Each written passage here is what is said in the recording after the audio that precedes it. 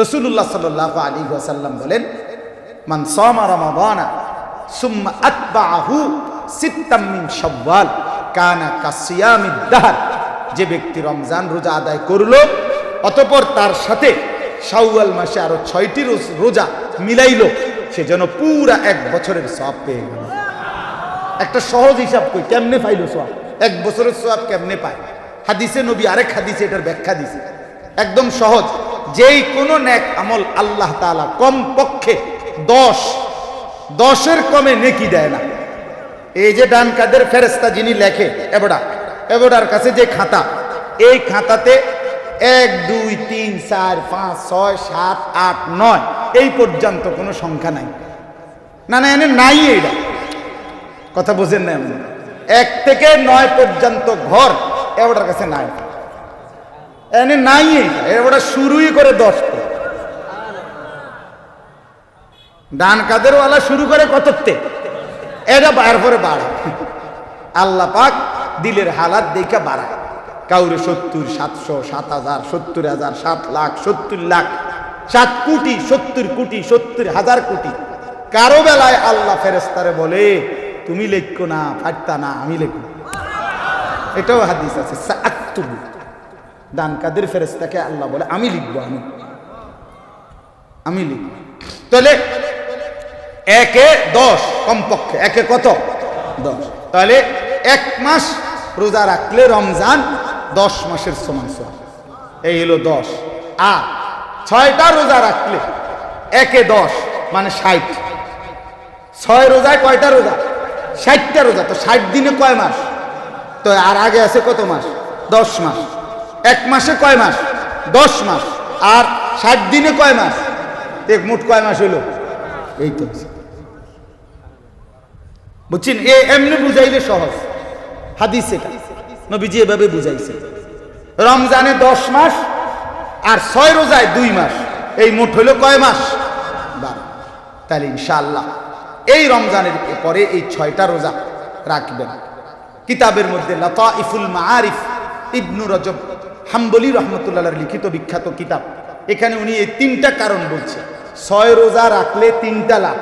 1 number, হাদিসে আছে যে ব্যক্তি কোনো বান্দা ফরজ এবং ওয়াজিবে যদি ঘাটতি হয় নাম ইবাদতে, তাহলে সুন্নাত এবং নফল দ্বারা সেই ঘাটতি আল্লাহ পূরণ করে দেয়। এজন্য রমজানের 30 দিনের এই রোজা, ফরজ রোজা যা ঘাটতি হয়েছে, ত্রুটি বিচ্যুতি, এই 6 রোজার এই নফল দ্বারা আল্লাহ তাআলা সেই ঘাটতি পূরণ করে দেবে। 2 নাম্বার লাভ হইল, কোনো ব্যক্তি একটি ইবাদত করার পর পুনরায় ওই ইবাদত আবার যদি করতে পারে, তো এটা প্রমাণ করে হাদিসের বক্তব্য অনুপাতে তার পিছনের ইবাদতটা আল্লাহ কবুল করেছেন। কথা বুঝছেন?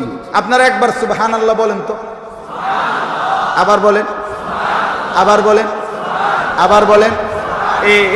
এ দ্বিতীয়বার, প্রথমবার একটা কবুল হয়েছে দেখে বলার তৌফিক হয়েছে। দ্বিতীয়বার একটা কবুল হয়েছে দেখা তৌফিক হয়েছে। হাকিমুল উম্মত মুজাদ্দিদুল মিল্লাত হযরত মাওলানা শাহ আশরাফ আলী থানভী রাহমাতুল্লাহ আলাইহিকে তার এক মুরিদ প্রশ্ন করছিল, হযরত আমরা যে নামাজ পড়ি এটি কবুল হয়নি, বুঝার কোনো উপায় আছে? উনি বলছে, আচ্ছা এটা পরে কমু, তুমি আগে আমার কয়েকটা কথার উত্তর দাও। গতকালকে সকালে তুমি নাস্তা করছিলেন? বলছে হ করছি। পেট ভরে খাইছিলেন? জি পেট ভরে খাইছিলাম। তো বললেন তুমি গতকাল দুপুরে ভাত খাইছো নি? কহ খাইছি, দুপুরেও ভাত খাইছি। তুমি না সকালে পেট ভরে নাস্তা করছিলা, তো আবার দুপুরে ভাত খাইলা কেন? হযরত দুপুর হইতে হইতে আগের নাস্তা পেট এটা হজম হয়ে গেছে, আবার পেটে ভোক লাগছে, এই জন্য দুপুরে ভাত খাইছি। আচ্ছা দুপুরে পেট ভরে খাইছো নি? বলছে হ্যাঁ দুপুরেও পেট ভরে খাইছি। তো রাতে আবার ভাত খাইছো নি? হ্যাঁ রাতেও খাইছি। কেন খাইলা? তুমি না দুপুরবেলা পেট ভরে খাইলা, তা আবার রাতে খাইলা কেন? ওই লোক বলতেছে, হযরত দুপুরের খানা রাত হইতে হইতে হজম হয়ে গেছে, আবার চাহিদা লাগছে, ভোক লাগছে, এই জন্য রাতের খাবার খাইছে। হাকিমুল উম্মত থানভী রাহমাতুল্লাহ বলে, ঠিক এরকম ভাবে কোন ব্যক্তি ফজরের নামাজ পড়ার পরে যখন জোহরের নামাজের ওয়াক্ত হয়, এবার যদি তার দিলে জোহরের নামাজ পড়তে মন চায়, আল্লাহর ঘর মসজিদে ঢুকে, তো এটাই প্রমাণ করে ফজর কবুল হয়েছে, জোহরের ভোগ তৈরি হয়েছে। জোহরের চাহিদা আসরে আবার গেলে প্রমাণ হয় জোহর কবুল হইছে, আসরের চাহিদা তৈরি হয়েছে। হ্যাঁ, কি মজার কথা না, সুন্দর কথা না এটা? তো ঠিক রমজানের 30 রোজা রাখার পরে যে ব্যক্তি পুনরায় এই মাসে আবার 6টা রোজা রাখতে পারবে, প্রমাণ হবে যে এই রোজার পরে সে আবার আল্লাহ তাকে পুনরায় রোজা রাখবার যে তৌফিক দিলেন, এটাই প্রমাণ করে পিছনের রোজা কি হয়েছে, কবুল হয়েছে। অতএব 1 নম্বরে হলো ঘাটতি পূরণ হবে ফরজ রোজা, 2 নম্বরে রমজানের রোজা কবুল হওয়ার একটা বাহ্যিক লক্ষণ 6 রোজা আদায় করার তৌফিক, আরেকটা হলো শুকর আদায়। আল্লাহ তাআলা বলে যেন তোমরা শুকর আদায় করতে পারো, যে আল্লাহ আপনি আমারে তৌফিক দিছেন, এই জন্য আমি রমজানটা পেয়েছি, পুরাটা মাস পাইছি, রোজা রাখছি, আলহামদুলিল্লাহ, উমরা আর ইতিকাফ করছি, সবে কদরের রাত্রিগুলো জাগার চেষ্টা করছি, তারাবি করছি, ইফতার করছি, সাহারি খাইছি। অনেক আল্লাহর বান্দা উমরা করছে, আল্লাহর ঘর জিয়ারত করছে রমজান। তো এই যে ইবাদত আমল করতে পারছি, এটার শুকর আদায় করা, আল্লাহ বলেন এটা আমি চাচ্ছি তুমি রমজানের পরে শুকর আদায় করবে সারাটা বছর। তো এই শুকরের মুহাদ্দিসিনে কেরাম বলেন, মুফাসসিরিনে কেরাম বলেন, কোন ব্যক্তি রমজান পেয়ে খুশি হইল, কোন ব্যক্তি রমজানের ইবাদত করে সে যে খুশি হচ্ছে, এজন্যই তো শুকর করবে। এই শুকরের একটা নমুনা কি, মানে কি আদায় করলে বোঝা যাবে যে লোকটা রমজানের শুকর আদায় করছে, কথা বুঝছেন?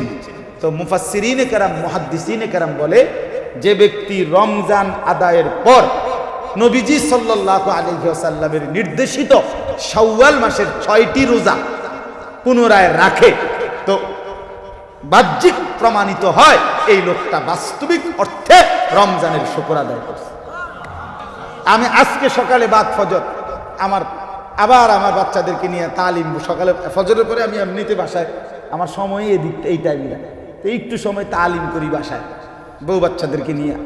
তো এই আজকে তালিমে বসে এটা ফয়সালা করছি যে আমরা 6 রোজা কেমনে রাখলাম, কোন দিন থেকে শুরু করলে ভালো হয়, আমরা দাওয়াত সাবাত শেষ হবো কোন দিন, এগুলো সব মিলাইয়া নিছি, কথাবার্তা কইয়া নিছি। আমরা আমারটা আমি কইলাম না রে, আমারটা আমার মতো সুবিধা মতো, আপনারটা আপনার সুবিধা মতো। রমজানের পেয়ে আপনি যে ইফতার, সাহারি, তারাবি, শবে কদর, ইতিকাফ, রোজা সব পালন করে যে আপনি খুশি হয়েছেন, আল্লাহ যে আপনার তৌফিক দিছে, এটার কৃতজ্ঞতা স্বরূপ শুকর আদায়ের জন্য রমজানের পরে এই শাওয়াল মাসে 6টা রোজা রাখা, এটা শুকরের প্রমাণ। কিসের প্রমাণ বলেন না, কিসের প্রমাণ?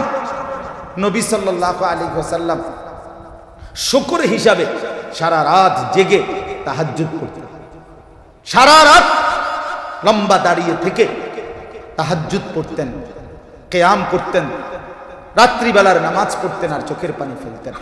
আম্মা জান আয়েশা রাদিয়াল্লাহু তাআলা আনহা নবীজিকে একদিন রাতে দেখছে সারা রাত দাঁড়িয়ে কাঁদতেছে, চোখের পানি ফেলছে, চোখ লাল, দাড়ি ভিজা, বুকের পশম ভিজা, হাত্তা তাওয়াররামাত কাদামাহু, পাওগুলো ফুলে গেছে।